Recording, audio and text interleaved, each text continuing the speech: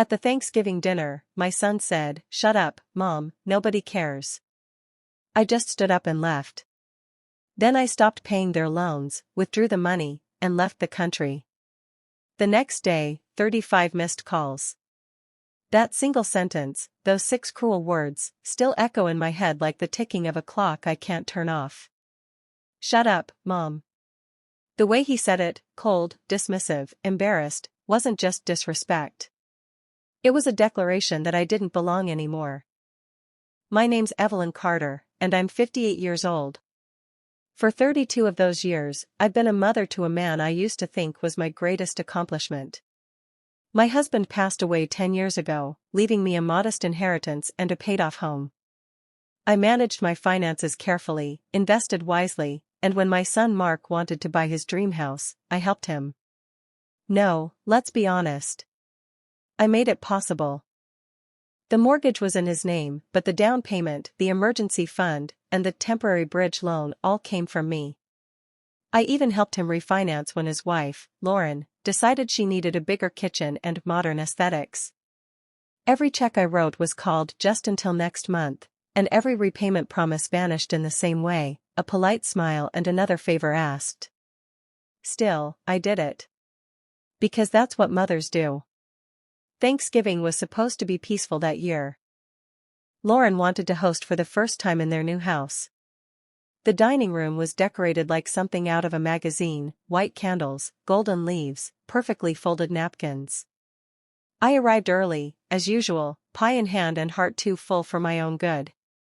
Lauren greeted me with a smile that didn't reach her eyes.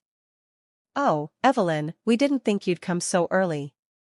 We're still getting things ready." That was fine. I wasn't here to be impressed, I was here to see my family. But as the evening went on, I started to notice things. Every story I tried to tell, Mark cut short. Every compliment I offered, Lauren corrected. It was as though my very presence inconvenienced them. When dinner was finally served, I tried again to join in. The conversation circled around careers, vacations, new gadgets. I mentioned how proud I was to see Mark doing well, how it reminded me of the years his father and I worked double shifts to give him everything he wanted. That's when it happened. Mark sighed, leaned back in his chair, and muttered, "Shut up, Mom. Nobody cares." It wasn't loud, but it was sharp. The kind of sentence that slices clean through a person before they even feel the cut. The table went quiet. Lauren's sister gave a nervous laugh. Lauren looked down at her plate. No one said a word to defend me. I didn't cry. I didn't shout. I simply put down my fork, folded my napkin, and said softly, "Then I suppose I'll let you enjoy dinner." I stood, walked to the coat rack, and left. No drama, no scene, just silence.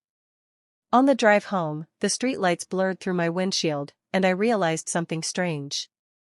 I wasn't angry. I was done. Completely, finally done. When I got home, I made myself tea and sat at the kitchen table where my husband and I once planned every financial decision. I opened my laptop, logged into my accounts, and pulled up the joint savings that funded Mark's mortgage and loan payments.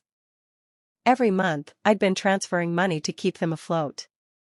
I stared at the screen for a long moment, then clicked "Cancel Autopay."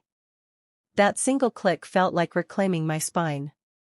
Next, I reviewed the investment account I'd set up in both our names years ago, back when I thought sharing was love. But the contract allowed me to withdraw everything at any time. So I did. I moved it all to my personal account. $53,000 that had once been a safety net for his emergencies. The next morning, I called the bank that held his home loan, one I'd co-signed. I explained, calmly and clearly, that I would no longer be a guarantor for his debt. The banker paused, startled, then said, "Of course, Miss Carter. We'll send over the paperwork." By lunchtime, my phone began to buzz. First, one message from Lauren. "Hey, Evelyn. Mark feels bad about last night. Can we talk?" Then another, angrier. "What's this about the mortgage? The payment went up. Did you change something?" I ignored them both. Instead, I booked a flight to Portugal, a country I'd always wanted to visit but never dared to. I found a long-term rental in Lisbon, small but bright, overlooking narrow streets and sea-blue tiles. I didn't tell anyone. That night, I packed one suitcase, printed the travel documents, and left the spare key on my kitchen counter with a note for my neighbor to water the plants. By dawn, I was at the airport, watching planes lift into a sunrise that looked like forgiveness. My phone buzzed again and again in my bag, but I didn't look. I didn't have to. By the time I landed, I finally turned it on. 35 missed calls. The first voicemail was from Mark, his voice shaking. "Mom, what did you do? The bank says you pulled out your guarantee, our payments jumped hundreds overnight. Please call me." The second was from Lauren, angry now. "You're ruining our credit, Evelyn. You can't just disappear like this." The third was quieter, almost broken. "Mom, please. I'm sorry." I closed my phone and stood by the hotel window. The streets outside smelled of coffee and ocean air. Somewhere, church bells rang. I took a deep breath. For the first time in years, I didn't feel like anyone's burden, anyone's wallet, anyone's fool. They would learn what it meant to say nobody cares. Because I did. And now, finally, I cared enough to walk away. The morning after I landed, Lisbon smelled like salt and roasted coffee, the kind of scent that makes you think maybe you did something right for once. My phone was already shaking on the table, the screen lighting up again and again, but I let it buzz while I learned how to ask for breakfast in Portuguese. By the time I finally looked, there were 35 missed calls, more messages than I could scroll through, and a dozen voicemails waiting like ghosts lined up to speak. I turned the sound off and poured another cup. When I finally sat down to read, I could see the pattern forming. First came panic. Then came anger. Then guilt, the kind that doesn't sound like remorse so much as inconvenience. I read them all in silence, feeling nothing but the steady calm that comes when you finally put down a load you've carried for too long. My son's messages swung between apology and demand, and hers were full of that sharp sweetness that always had blame. They were already calling it a misunderstanding. They were already rewriting the story. I opened my laptop, made a new folder, and named it Boundary. Inside, I placed every document that proved I was no longer their safety net. The bank confirmation, the rescinded guarantee, the cancellation of automatic transfers, each piece of paper was a small piece of peace. I reminded myself that freedom is not always a grand decision, sometimes it's a dozen quiet signatures and a willingness to stop fixing everything. By midday, I sent one email to both of them. I kept it simple. I said I would only communicate through written messages from now on. I asked for a real apology and a plan for how they intended to manage their own lives. Then I closed the computer and went outside. The streets were narrow and bright. Laundry hung from every window, fluttering above cobblestones that felt older than regret. A man played guitar in the corner of the square, and two little girls chased pigeons until their laughter filled the air. I hadn't realized how long it had been since I heard laughter that wasn't layered with exhaustion. For the first time in years, I walked without checking my phone. When I returned to my small rented room, sunlight was spilling through the thin curtains. I sat by the window and finally opened my messages again. The tone had shifted. The words were slower, less sure. There were apologies now, mixed with justifications. They wanted me to reinstate the guarantee because the payment had gone up. They said it was only temporary, that things would be fine by spring. I almost smiled at that word, temporary. Nothing in life is more permanent than something we call temporary. I wrote back that I accepted the apology, but that rebuilding trust would take more than words. I told them to prepare a written plan, to schedule counseling when I came back, and to expect no more money from me. I pressed send, knowing they would read it together, and that for the first time in their marriage, they'd have to solve something without using my wallet as the answer. The rest of the day passed quietly.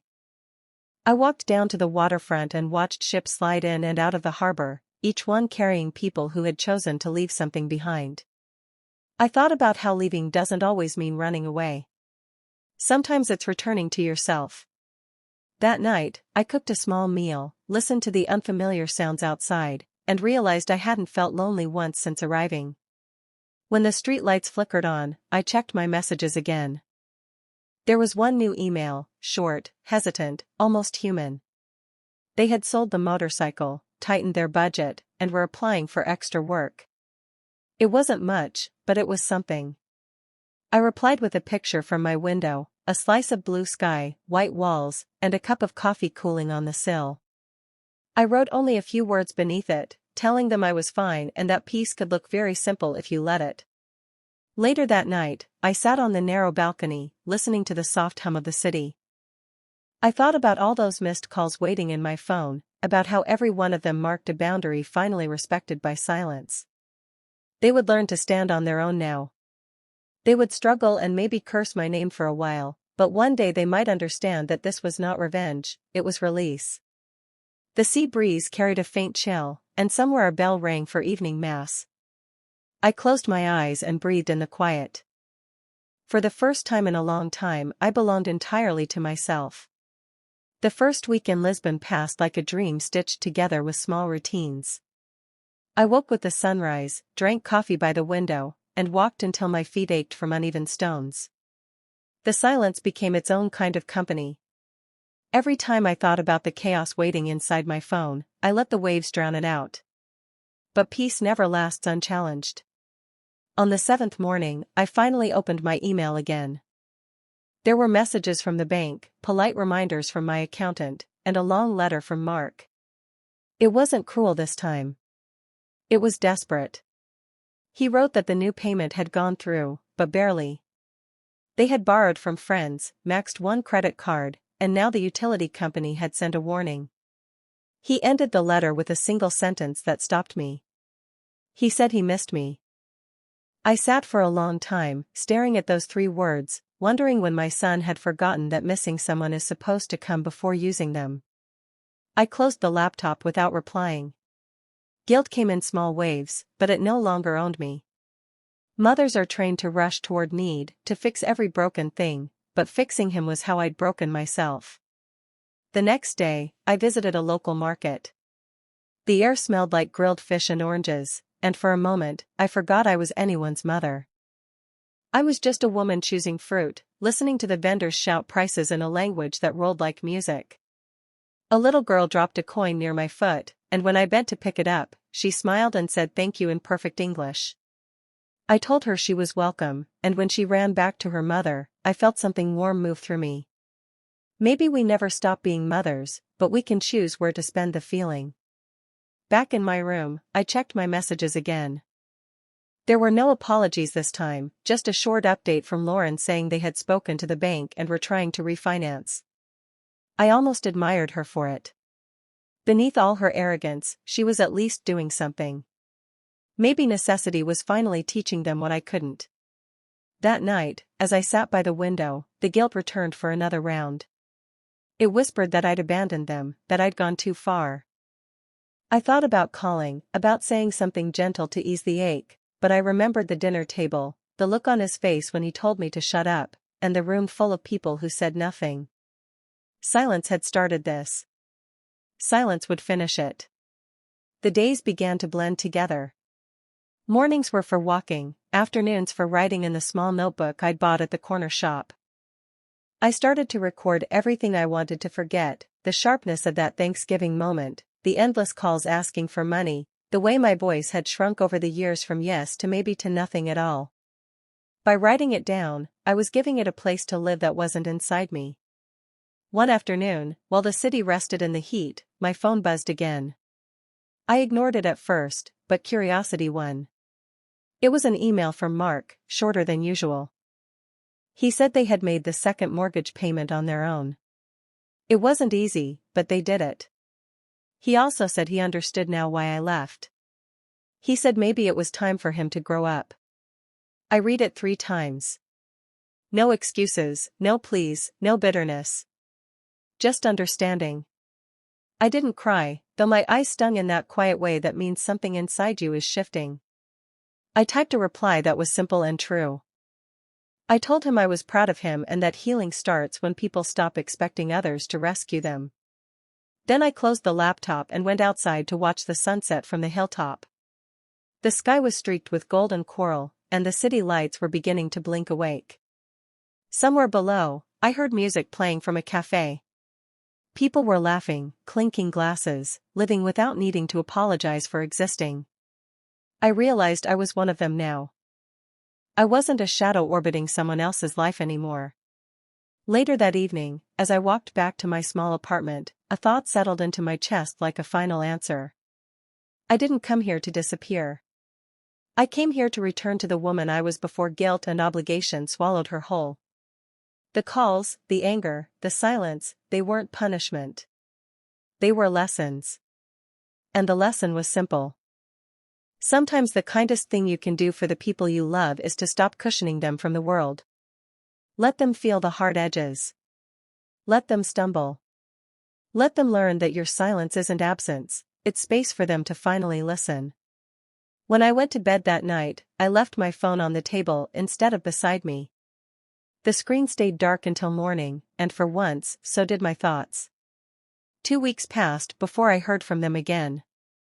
I'd stopped counting the days, measuring time only by the smell of the ocean in the morning and the taste of strong coffee that reminded me I was alive. The city had softened me in quiet ways. I'd learned to say good morning to the baker, to take the long route home just to walk through the market, and to leave my phone in the drawer without guilt. When I finally opened it again, there were new messages. They weren't filled with panic this time. They were steady, almost careful. Mark wrote that they'd managed to pay all their bills that month. He said they were cutting expenses, learning to cook at home, and that the arguments between him and his wife had started to fade. He said it still felt strange not to call me every time something went wrong. I smiled when I read that. Maybe strange was good. In the evenings, I began sitting at a small cafe by the water, watching families gather around tables as the sun disappeared into the sea. Some nights I wondered what Mark was doing at that exact moment. Maybe washing dishes after dinner, maybe sitting in the quiet space that comes after two people finally stop blaming and start listening. The thought didn't hurt anymore. It felt distant, like a story I used to know by heart but had finally finished reading. A few days later, I received another email. This time, there was no talk of money. He just wanted to tell me that he'd gotten a small promotion at work. He said he was nervous but proud. I could almost hear the boy he used to be in his words, the one who once came home with his first report card and shyly asked if I was proud of him. I typed back that I was proud then, and I still was now. I added that I hoped he'd remember how it felt to earn something on his own. Life in Lisbon had become a gentle rhythm. I woke before sunrise, watched the sky turn from gray to gold, and wrote letters I never planned to send. Sometimes I wrote to my late husband, telling him how our son was learning the lessons we always hoped he would. Other times I wrote to myself, reminding the woman who had once given everything that she didn't owe anyone her exhaustion. One evening, I was walking home through the narrow streets when I saw an older woman struggling with her groceries. Without thinking, I helped her carry them up the stairs to her apartment. She thanked me in Portuguese and offered a smile that felt like recognition. When I stepped back into the cool night air, I realized how different helping felt when it came from choice instead of obligation. A week later, another message came. It was short, but it made my heart pause for a moment. Mark wrote that he and Lauren had been to counseling. He said they'd talked about what happened at Thanksgiving and how easily pride had turned into cruelty. He said they both understood now that kindness and respect aren't owed only when things are easy. He ended with a sentence I'll never forget. He said he missed having me close, but he wanted me to stay where I was happy. That night, I sat by the window with the city lights spread out below me like 1,000 soft lanterns. The air smelled like rain and bread. For the first time, I realized I didn't want to go back. Not yet. Maybe not ever. I had given so much of my life to raising someone else that I had forgotten what it felt like to raise myself. The next morning, I took a train out of the city to the coast. The sea was rough and wild, the wind cold enough to sting. I stood there for a long time, watching waves crash against the rocks. Somewhere between the roar of the water and the salt on my lips, I felt a kind of forgiveness I hadn't expected. Not for them, but for myself, for all the years I said yes when I should have said no, for the way I mistook love for debt, for every apology I gave just to keep the peace. When I got back to my apartment, I found one last email waiting. It was from Lauren. She didn't write much, only that she finally understood what I had been trying to teach them. She said she hoped someday we could sit together again, not out of duty, but out of genuine care. I sat there for a long time, letting those words settle. Then I closed the computer and walked out onto the balcony. The wind carried the smell of rain, and in the distance, I could hear music from the square. I thought about how silence had changed all of us, how distance had become the teacher I never could be. The world below moved on, unaware of the small victories taking place inside me. I wasn't angry anymore. I wasn't sad. I was free, and that was enough. Winter arrived quietly in Lisbon. The mornings were cooler now, and the sea breeze carried the smell of wood smoke instead of salt.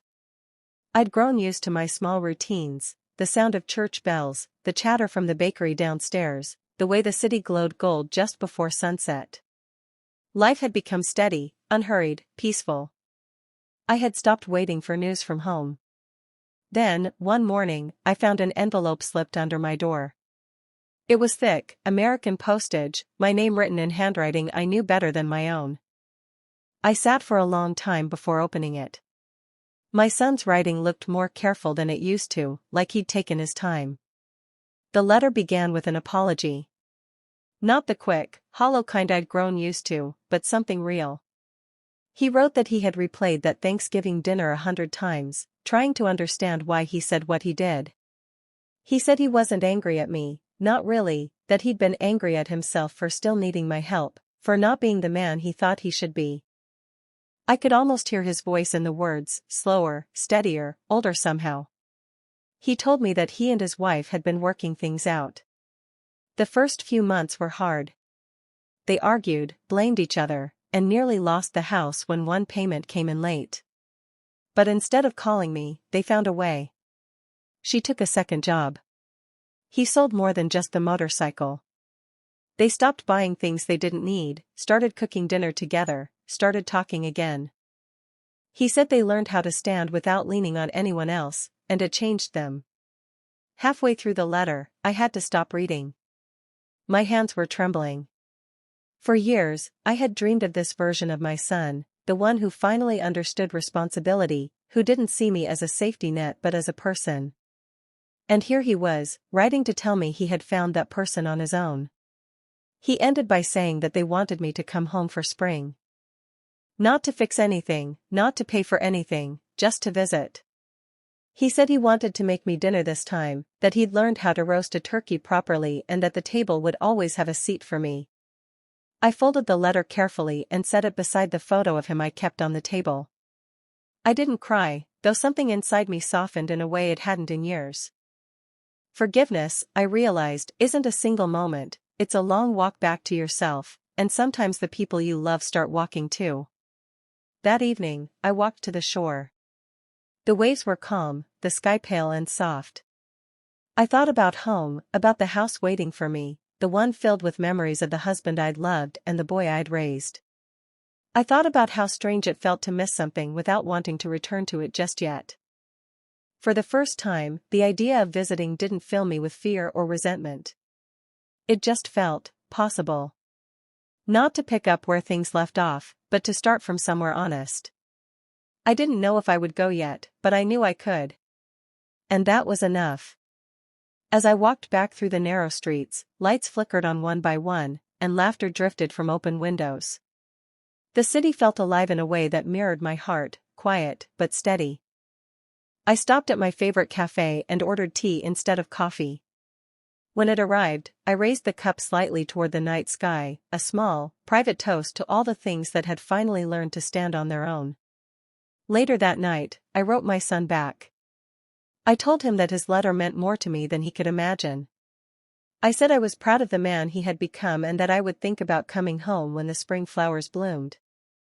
I told him I loved him, not as the boy I once protected, but as the man who had finally learned to protect himself. Before I went to sleep, I stood on the balcony one last time. The moon was bright above the rooftops, the city breathing softly beneath it. Somewhere in the distance, church bells rang midnight, steady and calm.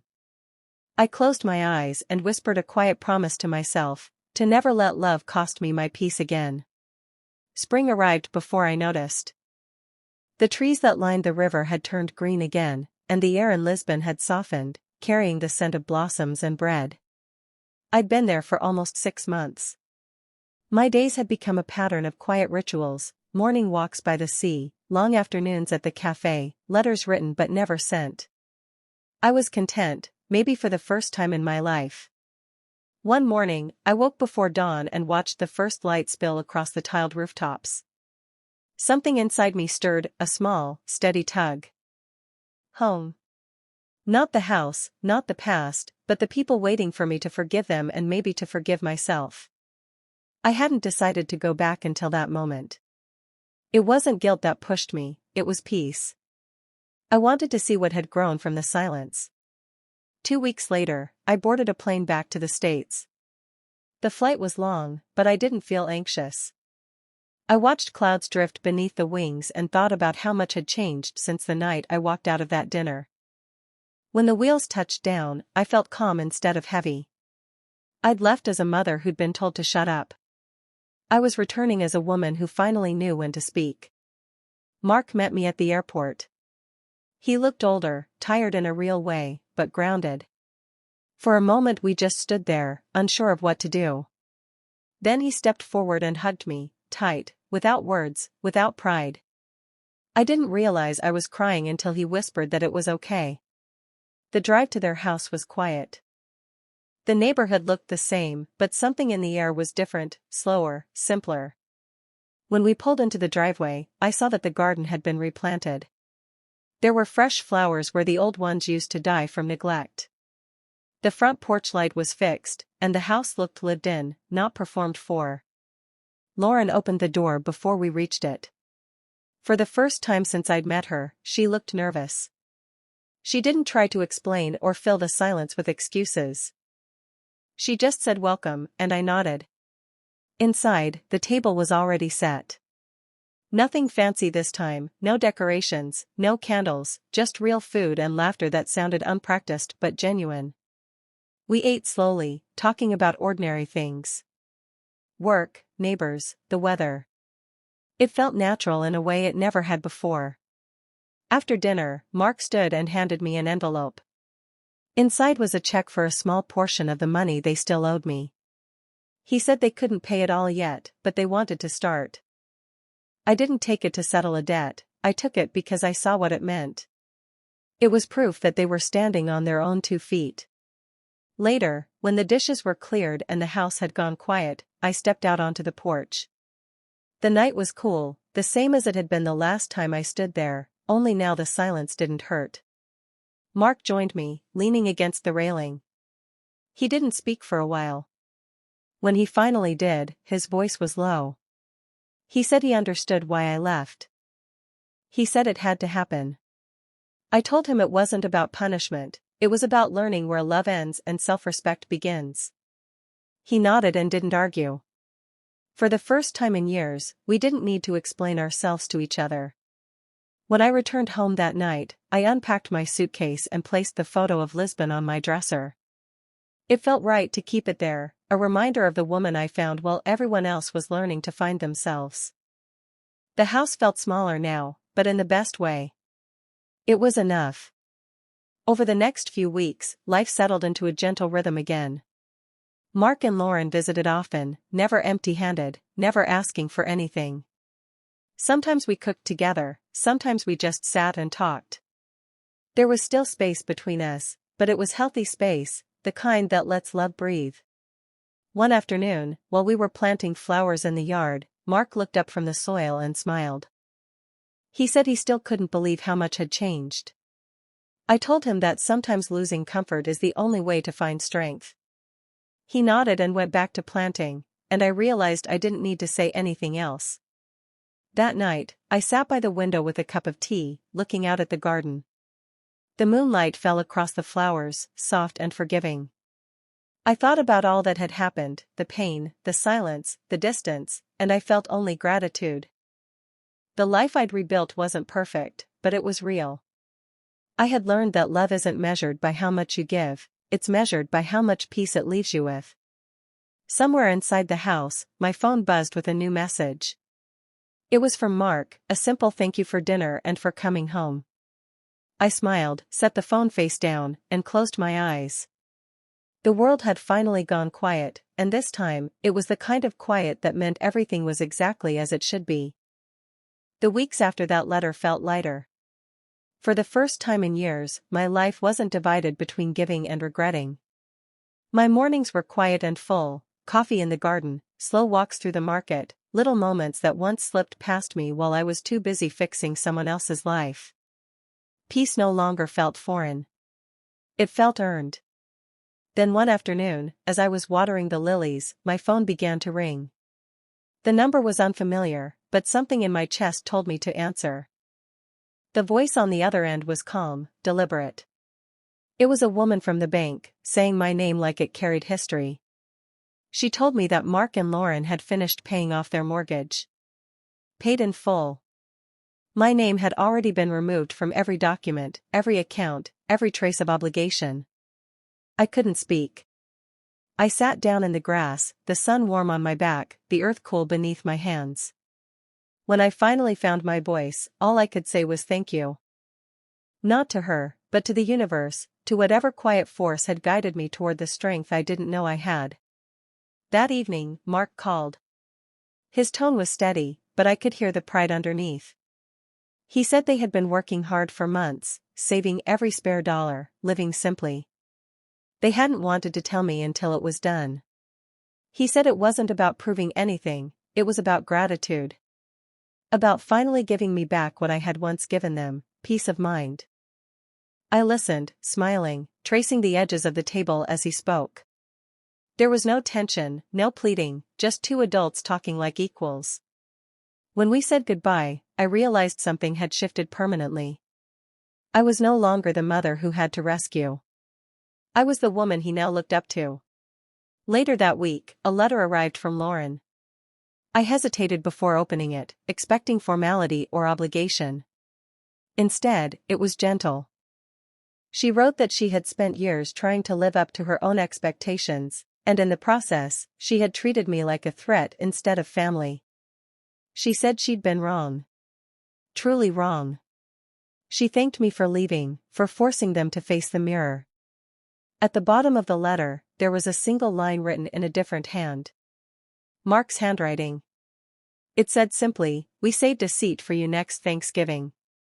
For the first time since that awful dinner, I laughed out loud. The sound startled even me. It wasn't the laugh of someone who had won, it was the laugh of someone who had finally let go. That night, I poured myself a glass of wine and sat on the porch under a sky so clear it looked like it had been scrubbed clean. I thought about that first Thanksgiving, about how pain had turned into distance and distance into growth. Sometimes the hardest goodbyes are the ones that heal the deepest. Before I went to bed, I checked my messages one last time. There was a photo waiting, a long wooden dining table, simple, undecorated, set for 3. A small caption read, "We kept it just the way you like it." I stared at the image for a long moment, my chest tightening, my throat burning. Maybe I'd go. Maybe I wouldn't. But for the first time, the thought didn't scare me. The table wasn't a place of humiliation anymore. It was a place reborn. When I turned out the lights, I whispered to the darkness what I finally understood: sometimes the distance you create doesn't destroy the bond, it saves it. And for the first time in years, I slept without dreams, because there was nothing left to fix, only love quietly learning how to live on its own. Years passed gently after everything settled. Mark and Lauren built a stable life. I became the quiet presence in the background, the one they called just to share good news, not to ask for anything. The distance between us turned into something soft, something like respect. Then one morning, an envelope arrived, no return address, just my name written in Mark's familiar handwriting. Inside was a letter and a single photograph. The photo was of a small white house by the coast. The letter began with his usual warmth, but by the second paragraph, my hands began to tremble. He wrote that they had sold their old home, the one I had once co-signed, the one filled with both pride and pain. They'd bought this new place instead, a small fixer-upper by the ocean, not far from where his father and I used to vacation when Mark was little. He said they wanted me to see it for myself. He said they'd left something for me there. A week later, curiosity got the better of me. I drove down to the address printed on the back of the photo. The house was small and peaceful, sitting on a rise above the water. I could smell the sea before I even stepped out of the car. The front door was unlocked. Inside, the rooms were bright and simple, boxes still unpacked. On the kitchen counter sat a single envelope with my name. I opened it slowly, expecting another letter, but inside was a document. The deed to the house. My name alone on the title. For a moment, I thought it was a mistake. Then I saw the note tucked underneath in Mark's handwriting. He said that years ago, I gave him a home when he couldn't stand on his own, and now he was giving one back to me. He said it was mine to live in, to rent, to sell, whatever I wanted. No debts, no conditions, just gratitude. I sank into one of the unpacked chairs and laughed through tears. I had spent half my life trying to teach him that love wasn't measured in money, and now here he was proving he'd finally understood the lesson. It wasn't about repayment, it was about closing the circle. As the evening sun poured through the windows, I stepped out onto the porch. The sea stretched out before me, calm and endless. The sound of the waves mingled with the distant cry of gulls. I realized something in that moment: this wasn't just a gift from my son. It was the universe's quiet way of saying, "You did it right." I stayed there until the stars came out, the cool wind brushing against my face. For once, I didn't think about the past or the years lost. I just felt the strange, beautiful peace of everything coming full circle. Then, as I was about to leave, I noticed a small stack of papers tucked behind the deed, plans for a nursery. A single sentence written at the bottom read, "When the time comes, we'll tell them about you, the woman who taught us what love really costs and what it's truly worth." I closed my eyes and smiled. The story that began with a broken table and a cruel sentence had ended with a legacy. My silence had built more than distance, it had built a future. And as the waves rolled in steady and strong, I whispered to the wind the only words that fit. "I forgive us all." Then I locked the door of the little house by the sea, the one now mine, and finally, truly, went home. What was your favorite moment? Drop it in the comments below. Don't miss more thrilling stories like this. Subscribe and hit that notification bell so you never miss an upload.